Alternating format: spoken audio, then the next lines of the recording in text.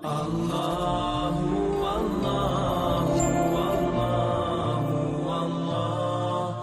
akan sebutkan sekarang ikhwah keutamaan Abu Bakar radhiyallahu anhu dan keunggulannya. Keutamaan beliau radhiyallahu anhu dibandingkan bukan cuma kita, dibandingkan para sahabat-sahabat juga yang lain, gitu kan? Dikatakan dalam hadis yang pertama adalah riwayat Imam Bukhari dalam kitab Fadailus Sahabah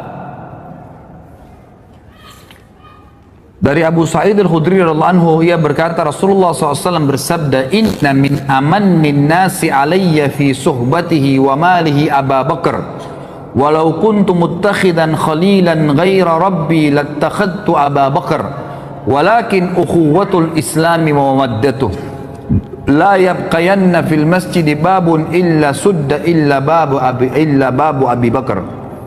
Sesungguhnya orang yang paling berjasa kepadaku, ikhwah ini yang bicara kiai dan guru kita dan Nabi kita Muhammad sallallahu alaihi wasallam. Ia mengatakan apa? Sesungguhnya orang yang paling berjasa kepadaku dengan persahabatan dan hartanya adalah Abu Bakar, yang oleh orang-orang Syiah dikafirkan. Di mana Nabi SAW, perhatikan bedanya antara perkataan Nabi SAW dengan orang-orang Syiah. Kata Nabi SAW, sesungguhnya orang yang paling berjasa kepadaku dengan persahabatan dan hartanya adalah Abu Bakar. Seandainya aku boleh mengangkat seorang kekasih, aku boleh mencintai orang berlebihan, ya, selain Tuhanku, niscaya aku akan memilih Abu Bakar sebagai khalil, kekasih pilihanku. Akan tetapi yang dibolehkan dalam Islam adalah persaudaraan. Ini di halaman 118 ya, yang bagian bukunya. Dan kasih sayang tidak tersisa, tidak boleh. Ini akhir hadis ini disebutkan pada tahun ya 10 Hijriah setelah Nabi SAW pulang dari Haji Wada. Waktu itu ikhwah sekalian dan akhwat rahimakumullah, masjid Nabi SAW itu didempetin oleh rumah-rumah sahabat, dan rumah-rumah sahabat ini begitu buka pintu langsung masjid Nabi, ya gitu. Semua itu di tahun 10 Hijriah Nabi SAW memerintahkan semua rumah sahabat dibongkar, nggak boleh ada di situ. Kalau mau diwakafin buat masjid silakan. Kata Nabi SAW, semua pintu yang menuju ke masjid, rumah yang hadap ke masjid langsung dempet, semua harus dikosongkan kecuali rumahnya Abu Bakar. Abu Bakar saja yang boleh, yang lain tidak boleh. Dan ini kata ulama kelebihan tersendiri, gitu kan? Sampai sekarang antum bisa lihat di sebelah Babus Salam di Masjid Nabawi itu ada namanya Khawkha Abi Bakar. Khawkha ini artinya bekas rumahnya dulu, karena Abu Bakar radhiyallahu anhu. Ini hadis yang pertama, orang yang paling tulus, ya, dan paling disukai dan dicintai oleh Nabi sallallahu alaihi wasallam. Artinya orang yang orang yang dicintai oleh Nabi sallallahu alaihi wasallam berarti dia mencintai Nabi sallallahu alaihi wasallam. Orang yang membenci berarti membenci Nabi sallallahu alaihi wasallam. Hadis yang kedua, kata Nabi sallallahu alaihi wasallam di dalam hadis yang sahih riwayat Imam Ahmad dan Tirmidzi, arhamu ummati bi ummati Abu Bakar wa ashadduhum fi amri Allahi Umar wa ashadduhum hayaan Uthman wa aqdahum Ali. Umatku yang paling sayang kepada umatku itu sendiri adalah Abu Bakar. Orang yang paling menyayangi umat Islam adalah Abu Bakar radhiyallahu anhu. Kemudian orang yang paling kuat dalam mempertahankan agama Allah adalah Umar. Dan orang yang paling memiliki rasa malu dari umatku adalah Uthman. Dan juga orang yang paling menguasai peradilan, yang paling adil dalam berhukum adalah Ali. Dan hadis ini sudah saya sebutkan tadi, hadis yang sahih, gitu kan. Kemudian juga disebutkan oleh Nabi sallallahu alaihi wasallam di dalam hadis yang diriwayatkan oleh Imam Ahmad, Tirmidzi, Ibnu Hibban dan disahihkan oleh Syekh Albani, inna ahlad darajatil ula la yarawna min fawqahum kama tarawna al-kawkab ad-durri atau durriya fi ufuqis sama wa inna Aba Bakrin wa Umar minhum wa an'ama. Sesungguhnya penghuni derajat-derajat yang tinggi terlihat di atas mereka seperti kalian melihat bintang-bintang yang bersinar di langit. Artinya nanti derajat tinggi di surga itu seperti kita lihat bintang di malam hari terang, jauh sekali, dan kita tidak tahu apa-apa di sana, cuma terang saja, benderang gitu. Lalu kata Nabi SAW, sesungguhnya Abu Bakar dan Umar termasuk mereka dan keduanya dalam kenikmatan, artinya memiliki derajat tertinggi di surga. Juga dalam hadis yang lain, ya, kata Nabi SAW di dalam hadis yang diriwayatkan oleh Imam Tirmidzi, dan disahihkan oleh Syekh Albani, kata Nabi SAW, ma li ahadin indana yadun illa waqad kafa'nahu ma khala Abu Bakar fa inna lahu indana yadan yukafi'uhu Allahu biha yaumal qiyamah wa ma nafa'ani malu ahadin qattun ma nafa'ani mali Abi Bakar malu Abi Bakar walau kuntu muttakhidan khalilan lattakhadtu Abu Bakrin khalila wa inna sahibakum khalilullah. Tidak seorang pun yang mempunyai jasa baik kepada kami kecuali kami telah membalasnya kecuali Abu Bakar. Jadi semua sahabat Nabi SAW kalau diberikan sesuatu pasti Nabi balas langsung pada saat itu, diberikan balasan. Kecuali Abu Bakar, sesungguhnya dia mempunyai jasa yang mulia. Allah lah yang akan membalasnya pada hari kiamat. Aku tidak mengambil manfaat dari harta seseorang seperti aku mengambil manfaat dari harta Abu Bakar.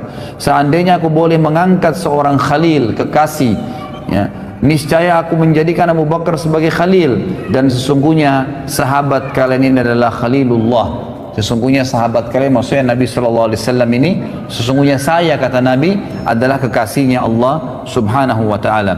Kemudian juga kata Nabi SAW di dalam hadis yang sahih diriwayatkan atau disebutkan oleh Syekh Albani dengan sanad yang sahih dari Jabir bin Abdullah radhiyallahu anhu bahwasanya Rasulullah SAW bersabda, Abu Bakar wa Umar min hadzal dini kamanzilatis sam'i wal basri minar ras. Abu Bakar dan Umar dalam agama ini kedudukannya seperti pendengaran dan penglihatan bagi kepala. Abu Bakar dan Umar bagi umat ini kedudukannya seperti pendengaran dan penglihatan bagi umat ini. Kita bisa tahu ya, kita bisa bayangkan kalau pendengaran dan penglihatan, artinya Nabi SAW membahasakan, ini bahasa kiasan, siapa yang mau penglihatannya benar, pendengarannya benar, ikuti Abu Bakar dan Umar, selesai ya, itu maknanya. Kemudian juga Nabi SAW berkata dalam hadis Ibnu Mas'ud, ya, diriwayatkan oleh Imam Tirmidzi dan Ibnu Mas'ud, disahihkan oleh Syekh Albani. Ibnu Mas'ud berkata radhiyallahu anhu bahwasanya Rasulullah SAW bersabda, iktadu billadaini min ba'di min ashabi Abi Bakar wa Umar. Teladanilah dua orang setelah peninggalku nanti, ya, dari sahabatku, itulah Abu Bakar dan Umar. Jadi banyak sekali penyampaian dari Nabi SAW seperti ini. Kemudian juga hadis yang lain, Nabi SAW dalam hadis diriwayatkan oleh Imam Tirmidzi dalam Kitabul Manaqib, dan Syekh Albani juga menyebutkan dalam sahihnya, dalam silsilah hadis sahihah, bahwasanya Ali radhiyallahu anhu, ya, berkata, suatu hari aku bersama Nabi, aku melihat Nabi SAW, ya, bahwa pada suatu hari Nabi SAW melihat ke arah Abu Bakar dan Umar, dan aku sedang berada di sebelahnya. Ini halaman 121 ya. Maka beliau bersabda, hadani, Nabi SAW bersabda dan Ali mendengarkan. Ali ini yang selalu ditokohkan satu-satunya oleh orang-orang Syiah. Kalau ahli sunnah menokohkan Ali dan semua sahabat radhiyallahu anhum ajma'in, gitu kan. Tapi ini bantahan terhadap mereka. Dalam hadis Tirmidzi dan hadis sahih, kata Nabi SAW, Ali mendengarkan, dan Ali radhiyallahu anhu meriwayatkan hadis ini, berkata, pada saat Nabi melihat Abu Bakar berkata, hadani sayyida kuhuli ahlil jannah minal awwalina wal akhirin illa nabiyyina wal mursalin la tukhbirhuma ya Ali. Dua orang ini adalah sayyid, hulu, orang-orang dewasa penduduk surga dari kalangan orang-orang terdahulu dan orang-orang yang akan datang kemudian, kecuali para nabi-nabi dan rasul. Artinya setelah nabi dan rasul, dari pengikut semua nabi-nabi sebelum Muhammad SAW, sahabat-sahabatnya Nabi Nuh, Nabi Lut, Nabi Isa, Nabi Musa, semua sahabat-sahabat mereka itu semua masih di bawahnya Abu Bakar dan Umar. Karena ini adalah di surga, ya, sebagai pemimpin seluruh penduduk surga dari kalangan orang terdahulu dan orang yang akan datang, kecuali para nabi-nabi dan rasul. Jangan katakan hal tersebut, hai Ali, kepada mereka berdua. Jadi Nabi SAW mengatakan kepada Ali agar tidak menyampaikan kepada Abu Bakar dan Umar. Allahu alam hikmahnya apa, tapi yang jelas seperti itu. Kemudian hadis yang lain riwayat Imam Tirmidzi dan disahihkan oleh Syekh Albani juga, Nabi SAW menjamin bagi Abu Bakar dan sahabat yang lain surga. Beliau bersabda dari Abdurrahman bin Auf, beliau mengatakan, aku mendengarkan Nabi SAW bersabda, Abu Bakar fil jannah, wa Umaru fil jannah, wa Uthmanu fil jannah, wa Aliyun fil jannah, wa Talhatu fil jannah, wa Zubairu fil jannah, wa Abdurrahman bin Auf fil jannah, wa Sa'ad bin Abi Waqqas fil jannah, wa Sa'id bin Zaid fil jannah, wa Abu Ubaidah fil jannah. Abu Bakar di surga, Umar di surga, Uthman di surga, ini jaminan semua ya. Ali di surga, Talha di surga, Zubair di surga, Abdurrahman bin Auf di surga, Sa'ad bin Waqqas di surga, Sa'id bin Zaid di surga, dan Abu Ubaidah bin Jarrah di surga. Kemudian juga Nabi SAW telah bersabda kepada Abu Bakar, ya, dan ini disebutkan, diriwayatkan oleh Imam Tirmidzi, dan dikatakan oleh beliau hadisnya hasan sahih. Abdullah bin Umar berkata radhiyallahu anhuma, ia berkata sesungguhnya Rasulullah SAW bersabda kepada Abu Bakar, anta sahibi alal haud wa sahibi fil ghar. Engkaulah adalah sahabatku di haud, di telaga nanti. Maksudnya orang yang paling pertama menemani Nabi SAW untuk menunggu umat Muhammad SAW, dan sahabatku di gua. Dan kata para ulama hadis artinya Abu Bakar tanpa hisab, dia sudah menunggu di haud bersama Nabi SAW. Kemudian pengarang buku Tuhfatul Ahwadhi yang terkenal ya, mengatakan sabda Nabi SAW, engkau adalah sahabatku di haud, yakni telaga Al-Kautsar, dan sahabat kedua yang di gua Thur, tempat keduanya bersembunyi pada saat mereka hijrah ke Madinah. Pernah juga terjadi, disebutkan di dalam hadis di halaman 123 footnote nomor 26, diriwayatkan Imam Bukhari dan Abu Daud dan juga Imam Tirmidzi. Waktu Nabi SAW naik ke atas gunung Uhud, ya, kemudian bersama dengan Abu Bakar, Umar dan juga Uthman, lalu goncanglah Uhud itu pada saat terjadi perang Uhud ya. Nabi SAW dan para sahabat berlindung di atas gunung Uhud ya.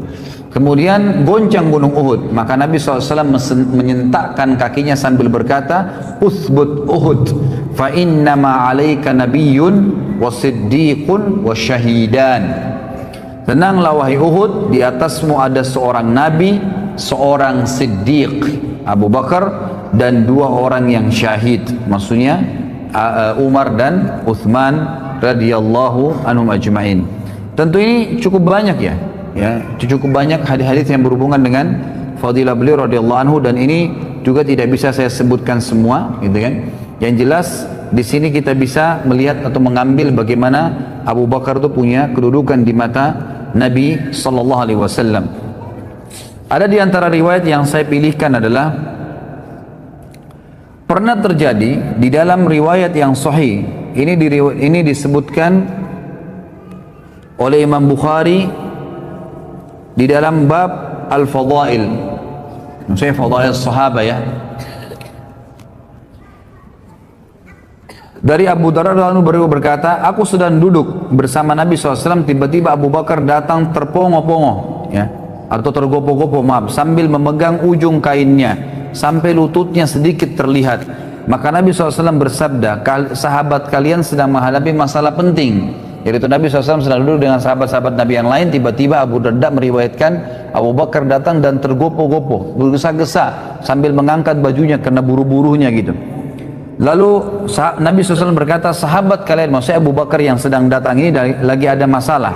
Maka Abu Bakar mengucapkan salam lalu berkata, ya Rasulullah, antara aku dengan Ibnu Khattab, maksudnya Umar bin Khattab ya, terjadi sesuatu. Aku terlanjur mengucapkan kalimat yang seakan-akan menghinanya, gitu kan.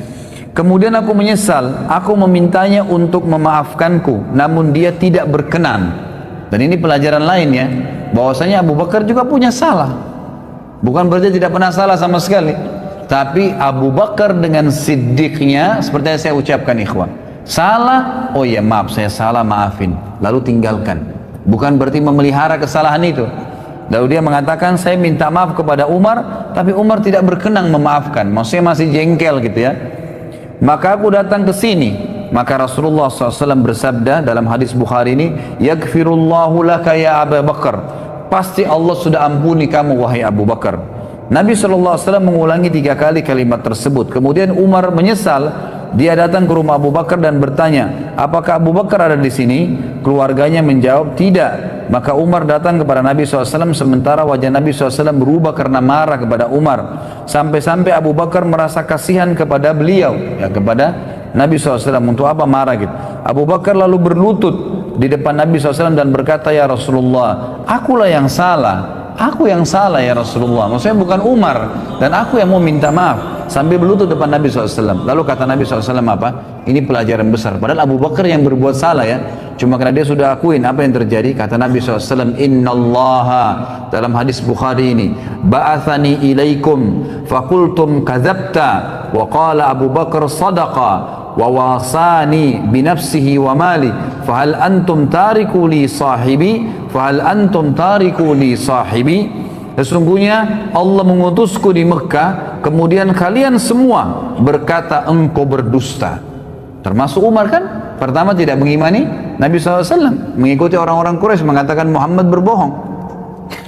Tetapi Abu Bakar berkata, dia benar. Abu Bakar membenarkannya. Abu Bakar telah membantuku dengan jiwa dan hartanya. Apakah kalian berkenan membiarkan dan memaafkan sahabatku untukku? Apakah kalian berkenan membiarkan sahabatku untukku? Maka setelah itu kata Abu Darda, tidak ada lagi orang yang berani menyakiti Abu Bakar. Tidak ada lagi orang yang berani menyakiti Abu Bakar. Kemudian yang tadi saya katakan ikhwah, ini sedikit saya tambahkan masalah masuk Islamnya Abi Quhafa. Riwayatnya disebutkan ya dengan sahih oleh Imam Ahmad dan Abu Ya'la dan Ibnu Hibban, dan disahihkan oleh Syekh Albani dalam silsilah hadis sahihah. Melalui Muhammad bin Sirin ia berkata, Anas bin Malik ditanya tentang semir rambut Rasulullah SAW. Ya, semir rambut Rasulullah SAW. Maka dia berkata, sesungguhnya Rasulullah SAW tidak tumbuh uban kecuali sedikit. Maksudnya Nabi tidak pernah menyemir rambutnya. Akan tetapi Abu Bakar dan Umar sepeninggal beliau telah mewarnai rambut keduanya dengan henna dan khatam. Maksudnya warna yang warnanya coklat kemerah-merahan. Anas berkata, Abu Bakar membawa ayahnya Abu Quhafa kepada Rasulullah SAW pada hari pembebasan kota Mekah. Abu Bakar menggendongnya hingga dia meletakkannya di depan Rasulullah SAW. Maka Rasulullah SAW berkata kepada Abu Bakar, seandainya engkau membiarkan orang tuamu di rumah, niscaya kami akan datang kepadanya. Maksudnya Nabi SAW bilang kepada Abu Bakar, gak usah kamu repot-repot gendong ayahmu, kamu panggil saya akan datang Abu Bakar, gitu kan? Biarin dalam rumah, di rumahnya. Hal itu beliau katakan untuk menghormati Abu Bakar sallallahu alaihi wasallam. Maka Abu Quhafa masuk Islam sementara rambut dan jenggotnya putih seperti pohon, ya, di sini disebutkan taghamah, ya, sebuah pohon yang memang sering daunnya pun bunganya pun putih. Maka Rasulullah SAW bersabda, ubahlah keduanya, tetapi jangan dengan warna hitam. Jadi hadis ini sebenarnya menyebutkan tentang masalah bolehnya mewarnai selain putih ke warna selain hitam, boleh merah, boleh warna yang lain yang kira-kira tidak menyolok, tapi yang dipakai bukan Umar adalah henna. Henna ini warna coklat kemerah-merahan. Allahu alam, ini yang dibolehkan. Tapi di sini juga pelajaran besar, ternyata Abu Quhafa telah masuk Islam, dan di sini juga perannya Abu Bakar dalam bersegera ya menyelamatkan kedua orang tuanya. Jadi ikhwah dan akhwat yang orang tuanya masih dalam keadaan kufur, jangan tunda, terus dakwain, terus doain, dan berusaha sampai Abu Bakar menggendong ayahnya yang sudah tua di hadapan Nabi SAW untuk syahadat. Kemudian juga Abu Bakar adalah orang yang paling dicintai, sebagaimana Amr bin As disebutkan dalam hadis riwayat Muslim dan Tirmidzi. Amr bin As ini sahabat Nabi yang terkenal sekali. Ya, pakaiannya selalu bersih, tampan orangnya, selalu wibawa. Orang kalau lihat suka sekali Amr bin As, gitu kan? Dia yang ditunjuk oleh Umar bin Khattab menjadi membebaskan Mesir, Afrika, dan menjadi gubernur di Mesir, gitu. Amr bin As ini, saking setiap ketemu dengan Nabi SAW, ikhwah, selalu Nabi ajak ngomong, selalu ngobrol. Jadi Amr bin As ini mengira dialah orang yang paling dicintai. Dan ini termasuk bahasan dalam akhlak Nabi SAW. Nabi selalu bermuamalah dengan orang, siapapun sama semua, gitu, sama semua. Sampai orang itu mengira dia orang yang paling dicintai. Amr bin As dengan bangga berkata, ya Rasulullah, aku ingin bertanya pada anda depan sahabat-sahabat yang lain nih. Dia pikir karena selama ini muamalahnya Nabi khusus gitu sama dia. Lalu dia bilang, siapa orang yang paling anda cintai ya Rasulullah? Kata Nabi SAW, Aisyah, ya, istrinya. Lalu kata sahabat, kata Amr bin As, bukan ya Rasulullah, laki-laki maksud saya, gitu kan. Langsung kata Nabi SAW, ayahnya. maksudnya Abu Bakar. Jadi di sini Amr bin As sempat terkagetkan, dia pikir dialah selama ini orang yang paling dicintai oleh Nabi sallallahu alaihi wasallam. Abu Bakar ikhwah satu-satunya orang yang mendapatkan jaminan akan masuk dari 8 pintu surga dan akan dipanggil namanya hari kiamat dan didengar oleh seluruh orang. Sebagaimana disebutkan di dalam hadis riwayat Imam Bukhari dan Muslim. Kata Nabi sallallahu alaihi wasallam dari Abu Hurairah radhiyallahu anhu, "Man anfaqa zawjaini min syai'in min al-asya'i fi sabilillah du'iya min abwabil jannah. Ya Abdullah hadza khair. Wa man kana min ahli as-salati du'iya min babis salah. Wa man kana min ahli al-jihad du'iya min babil jihad. Wa man kana min ahli as-sadaqah du'iya min babis sadaqah. Wa man kana min ahli as-siyami du'iya min babis siyam wa babir rayyan." Ya. Jadi di sini dikatakan barang siapa yang menginfakkan sepasang harta, maksudnya di sini adalah dia menginfakkan dirham dan dinar, itu kan, seperti itu, atau 2 hewan jantan dan betina dari segala sesuatu di jalan Allah, dia dipanggil dari pintu-pintu surga. Wahai hamba Allah, ini adalah kebaikan. Barang siapa yang termasuk orang-orang yang mendirikan solat, maka dia dipanggil dari pintu solat. Siapa yang berjihad, dipanggil dari pintu jihad. Siapa yang bersedekah, dipanggil dari pintu sedekah. Barang siapa yang termasuk orang-orang yang berpuasa, dipanggil dari pintu puasa, dan itu namanya pintu rayyan. Ya. Artinya gini ikhwan, semua pintu itu nanti sesuai dengan amal-amal ibadahnya orang. Ada orang yang punya di setiap pintu istana, dia bisa datangin kapan saja kalau dia mengerjakan jenis-jenis ibadah ini. Kata Abu Bakar, ya Rasulullah, adakah orang yang dipanggil dari semua pintu itu, semua dia bisa dapat di surga? Nggak ada pintu yang tidak dipanggil, gitu kan? Maka kata Nabi SAW, ya, dan aku berharap engkaulah orangnya. Engkaulah orangnya. Jadi ini pernyataan yang jelas, ya, bagaimana Abu Bakar radhiyallahu anhu ditunjuk oleh Nabi SAW termasuk orang yang dipanggil dari 8 pintu tersebut. Ada banyak orang tidak menyadari, ikhwas sekalian, bahwasanya hidup, ya, yang paling baik adalah mencintai Nabi SAW, mencintai Nabi SAW. Dan tidak ada orang ikhwah yang mencintai Nabi SAW melebihi Abu Bakar. Tidak ada orang yang mencintai melebihi Abu Bakar. Ada kisah ikhwah panjang sekali, saya ringkaskan begini. Pada saat Abu Bakar, ya, pada saat Nabi SAW sedang tawaf, dan hadis ini disebutkan oleh Ibnu Hajar dalam Bidayah wa Nihayah, dan rawi-rawinya semua thiqat, dan Al-Haythami juga menyebutkan dalam Majma', dan juga rawi-rawinya semua dikatakan oleh Bazzar thiqat, dan Bazzar menukil riwayat ini sepanjang, selengkapnya semua, dan ini hadis sahih. Suatu hari Nabi SAW sedang tawaf di Ka'bah, kemudian tiba-tiba Nabi SAW dikeroyokin oleh orang-orang Quraisy. Pada saat dikeroyokin oleh orang-orang Quraisy, gitu kan, maka ada yang menarik baju Nabi SAW, ada yang mendorong Nabi SAW, ada yang berusaha memukul Nabi SAW, dikeroyokin, gitu kan.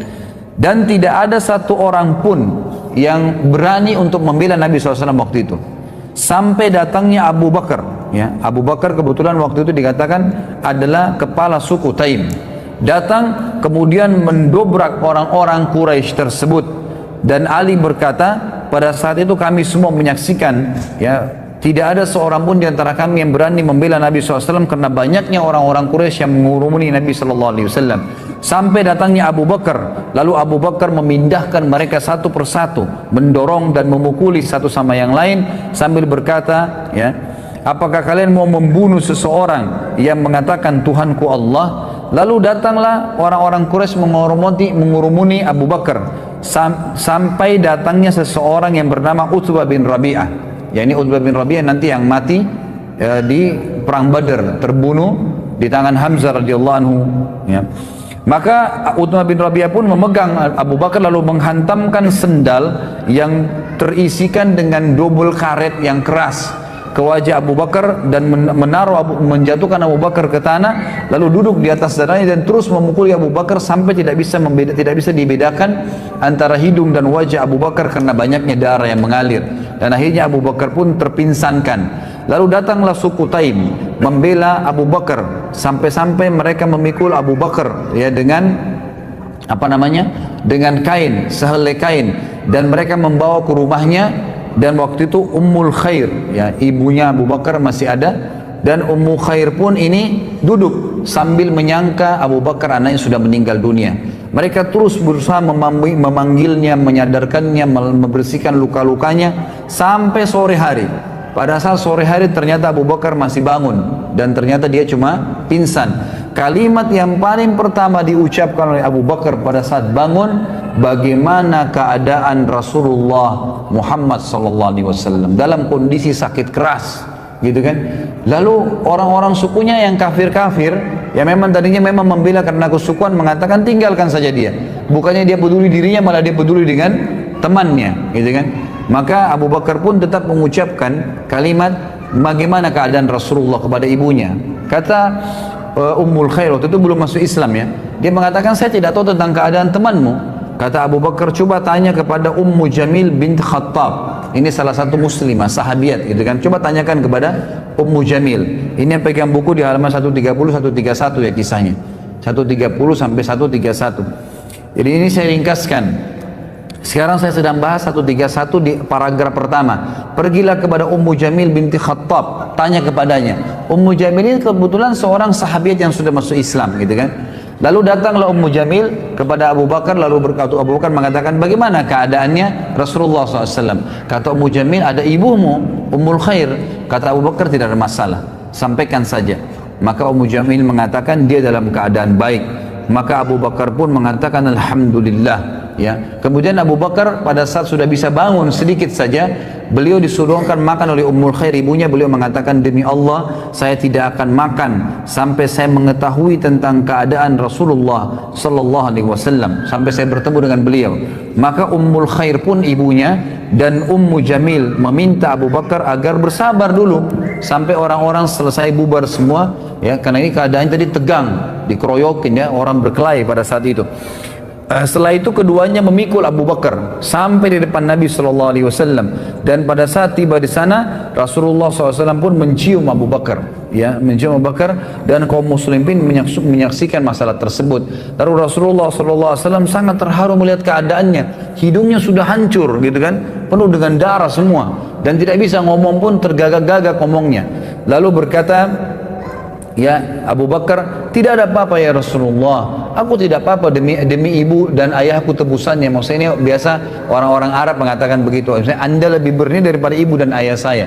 Itu bukan sumpah ya, tapi perkataan santun diucapkan. Tebusannya ayah dan ibuku ya Rasulullah, aku tidak apa-apa. Terus Abu Bakar mengatakan sambil menangis, dan Rasulullah SAW mengecup kepala Abu Bakar, ya, dan ini ya, dan lalu Nabi SAW mendoakan Abu Bakar dengan doa yang baik, ya, doa yang baik. Lalu Abu Bakar sempat pada saat itu mengatakan, ya Rasulullah, ini ibu saya Ummul Khair, orangnya baik, orangnya santun, ajaklah dia masuk Islam dan doakanlah. Maka Nabi SAW pun akhirnya ya mengajak masuk Islam, dan masuk Islamlah Ummul Khair pada saat itu. Masuk Islam ibu Abu Bakar, jadi ibu dan ayahnya masuk Islam. Tapi di sini diangkat oleh penulis buku, judulnya khusus tentang bagaimana cintanya Abu Bakar kepada Nabi SAW, dengan bukti dalam keadaan sakit pun tidak mau makan, tidak mau minum, ya, dalam kondisi berdarah semuanya, tetap dia membela Nabi SAW dan mendahulukan melihat beliau, memastikan keadaannya baru beliau mau makan dan minum.